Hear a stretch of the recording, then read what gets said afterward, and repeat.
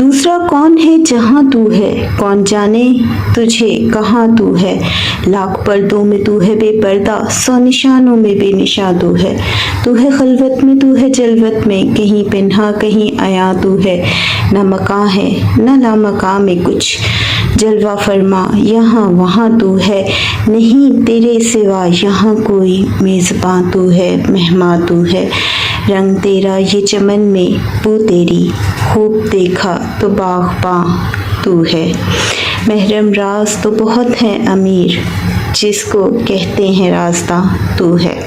پہلا شعر ہے دوسرا کون ہے جہاں تو ہے۔ یہ ہم صوفیانہ رنگ لیے ہوئے ہیں اور خالق کائنات کی موجودگی اور اس کی ہماگیری اور اس کی قربت کے احساس کو بیان کرتی ہے۔ یعنی بنیادی طور پر ہمیں کیا دیکھنے کو ملے گا، صوفیانہ رنگ اور خالق کائنات کی موجودگی ہر منظر میں، ہر جگہ، ٹھیک ہے۔ تو ہمیں تمام ہم میں یہ بنیادی پہلو نظر آئے گا۔ یہ شعر اللہ تعالیٰ کی وحدانیت، اس کی لامحدود قدرت اور انسان کے عجز و بے بسی کو خوبصورتی سے بیان کرتی ہے۔ یہ شعر امیر مینائی کی ہم سے لیا گیا ہے۔ اس شعر میں شاعر اللہ تعالیٰ کی قدرت اور اس کی عظمت کو بیان کرتے ہیں۔ دوسرا پہلو کیا ہے کہ قدرت اور عظمت بیان ہو رہی ہے اور بیان کرتے ہوئے آپ کہتے ہیں کہ اے خدا، اس جہاں میں تیرے سوا کوئی دوسرا موجود نہیں ہے، ہر طرف تیری ہی ہستی جلوہ گر ہے۔ یہ کیفیت کب ہوتی ہے؟ جب انسان کے اندر ایمان کی لو جاگ جائے تو اسے ہر منظر میں اللہ تعالیٰ کی قدرت کی نشانیاں نظر آتی ہیں۔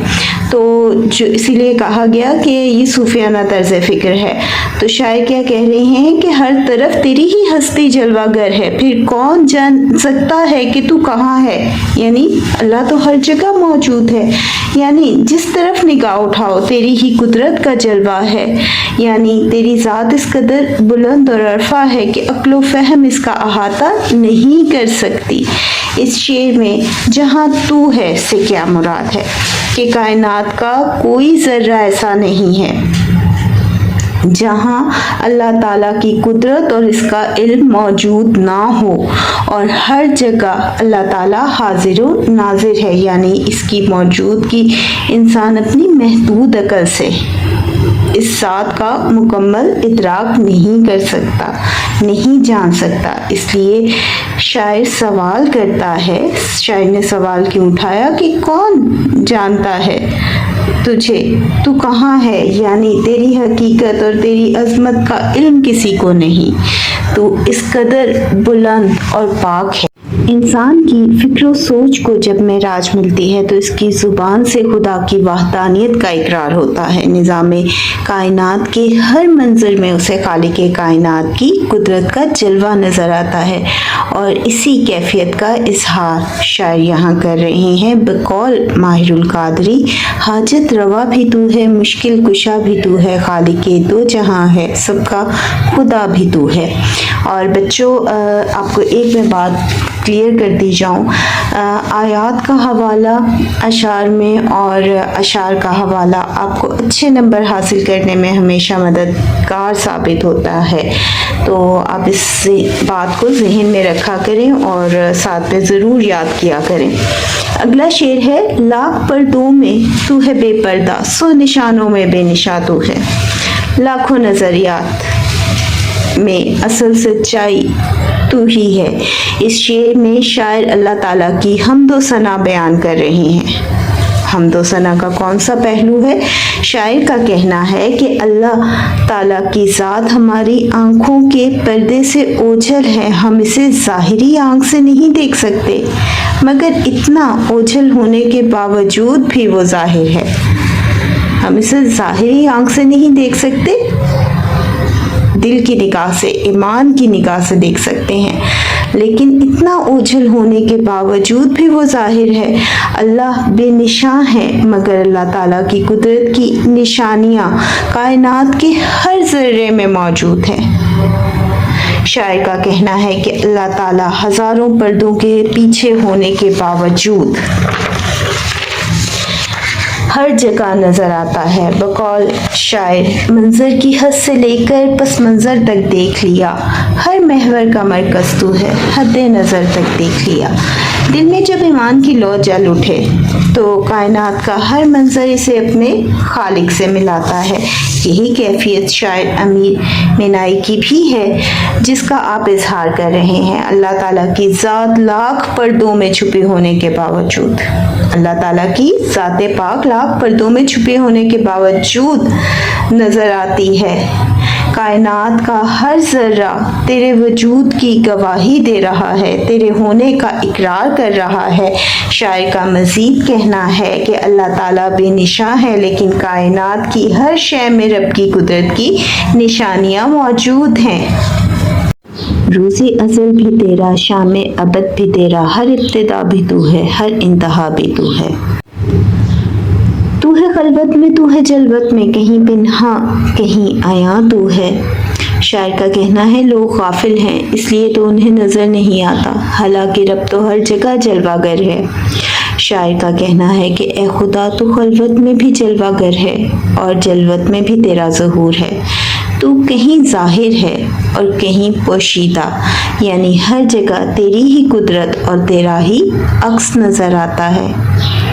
और इसके लिए जो है ईमान दिल में होना ज़रूरी है, तो इंसान पर ये कैफियत तारी होती है।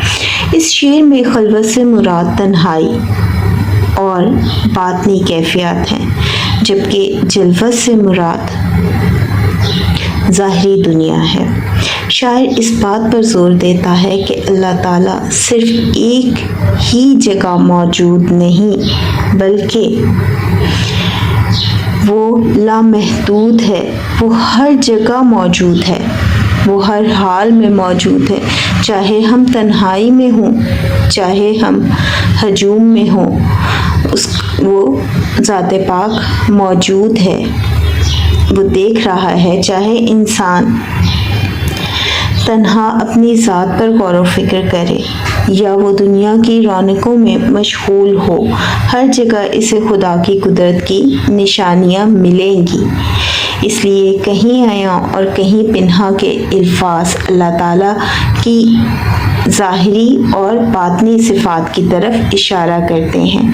कुछ चीज़ें हमें वाज़ह तौर पर अल्लाह ताला की कुदरत का पता देती हैं, जैसे कि वसी व अरीज़ कायनात और इसका मुनज़्ज़म निज़ाम, जबकि कुछ चीज़ें ऐसी हैं जो बज़ाहिर नज़र नहीं आती, लेकिन इनकी तासीर और हिकमत हर जगह मौजूद होती है, जैसे कायनात के कवानीन और ज़िंदगी का राज।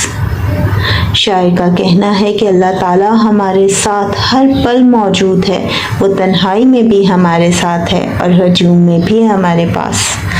तो इसी हवाले से आप ये शेर लिख रहे हैं कि अल्लाह ताला हर हाल में हर जगह मौजूद है। बकौल शायर, यार को हमने जा बजा देखा, कहीं ज़ाहिर कहीं छुपा देखा। अगला शेर है ना मकामे ना ला मकामे, कुछ जलवा फरमा यहाँ वहाँ तू है। अब ये भी जो शेर है वो पिछले शेर के ही हवाले से है कि अल्लाह ताला हर जगह मौजूद है। इस तरह से आपको समझना आसान हो जाएगा। ये हम सूफियाना तर्ज़ फ़िक्र को लिए हुए है, जहाँ इंसान शूर की आंख से रब की कुदरत की निशानियों को देखता है। बकौल माहिरुल कादरी, रोज़े अज़ल भी तेरा, शाम अबद भी तेरा, हर इब्तिदा भी तू है, हर इंतहा भी तू है। इस शेर में शायर अमीर मीनाई इन्हीं कैफियत का इजहार करते हुए लिखते हैं, ना कोई मकान ऐसा है जहाँ वो ना हो और वो हर जगह जलवा फरमा है, चाहे वो ये दुनिया हो या कोई और जहान, हर जगह इसकी कुदरत का ज़हूर दिखाई देता है। इस शेर में शायर अल्लाह ताला की हमागिरी और लामहदूदियत को निहायत खूबसूरती से बयान कर रहे हैं कि वो किसी ख़ास जगह या किसी हद में कैद नहीं, बल्कि इसकी मौजूदगी हर मकान और लामकान में यकसा तौर पर महसूस की जा सकती है। इस शेर में बुनियादी तौर पर जो सनत इस्तेमाल की वो सनत तज़ाद है। अगला शेर है, नहीं तेरे सिवा यहाँ कोई میزبان تو ہے مہمان تو ہے۔ یہ شعر اللہ تعالیٰ کی وحدانیت، اس کی مہمان نوازی کی شان کو بیان کرتا ہے۔ دیکھا جائے تو ہم سب اللہ تعالیٰ کے مہمان ہیں، اللہ تعالیٰ کی مخلوق ہے، ہر طرح کی، چاہے وہ انسان ہو، اشرف المخلوقات یا جاندار، کسی بھی طرح کے پرندے، وہ سب اللہ تعالیٰ کی مہمان ہیں اس دنیا میں۔ اس بات کو شاعر بیان کر رہے ہیں، اور وہ خوب مہمان نواز ہے کہ ہمیں ہر چیز سے نواز رہا ہے۔ ٹھیک ہے، یہ تو آپ خود بھی اپنے گرد محسوس کر سکتے ہو۔ شاعر کا کہنا ہے کہ اس دنیا میں تیرے سوا کوئی میزبان نہیں، کہ کوئی ایسا نہیں جو اس تمام کائنات کو اور اس کی تمام مخلوقات کو نواز سکے۔ تیرے سوا کوئی ایسا نہیں، یعنی سب کچھ تیری عطا اور تیری ہی مہربانی سے ہے۔ تو ہی یہاں سب کا مہمان نواز ہے، سب کو رزق دینے والا ہے اور سب کی حاجات پوری کرنے والا ہے۔ تیرے سوا کوئی اور در نہیں جہاں سے ہماری ضروریات پوری ہوں۔ تو ہی وہ خالق کائنات ہے جو سب کو پالنے والا ہے اور خوب مہمان نواز ہے۔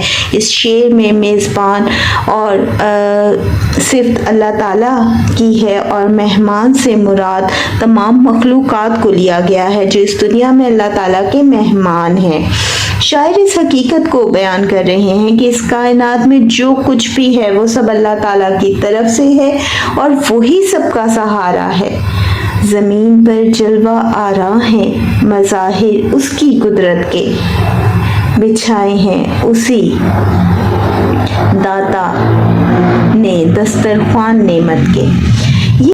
یہ حمد وحدت الوجود کا بیان کرتی ہے، یعنی ہر چیز، ہر لمحے، ہر مقام پر صرف اللہ تعالیٰ کی ذات موجود ہے۔ شاعر نے مختلف زاویوں سے اللہ تعالیٰ کی موجودگی کو بڑی خوبصورتی سے بیان کیا۔ اگلا شعر ہے، رنگ تیرا یہ چمن میں بو تیری، خوب دیکھا تو باغباں تو ہے۔ اس شعر میں شاعر نے بتایا ہے کہ دنیا کی مثال ایک باغ جیسی ہے۔ اب یہاں پر وہ کیا مثال دے رہے ہیں؟ دنیا کو ایک باغ کی مثال دے رہے ہیں، اور اللہ تعالیٰ اس باغبان کا مالک ہے۔ جس طرح ایک اچھا مالی اپنے باغ کی مکمل نگرانی کرتا ہے، اسی طرح اللہ تعالیٰ کی ذات اس سے بھی بڑھ کر اس دنیا کے باغ میں موجود انسانوں اور دیگر مخلوقات کی مکمل حفاظت فرماتا ہے۔ شاعر کا مزید کہنا ہے کہ اس چمن میں جو رنگ و بو ہے، جو خوبصورتی ہے، جو رنگ ہے، جو قدرت کی نشانیاں ہیں، وہ دراصل تیری ہی وجہ سے ہیں۔ یہاں تو سے مراد اللہ تعالیٰ کی محبوب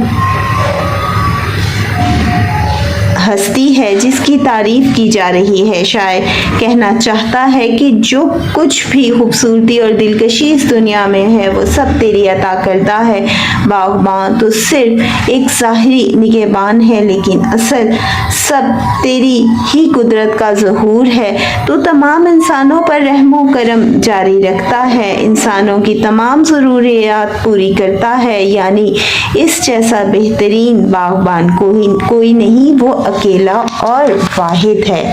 محرم راز تو بہت ہے امیر، جس کو کہتے ہیں رازداں تو ہے۔ اب یہاں پر کیا حوالہ ہے ہم وہ سمجھیں گے۔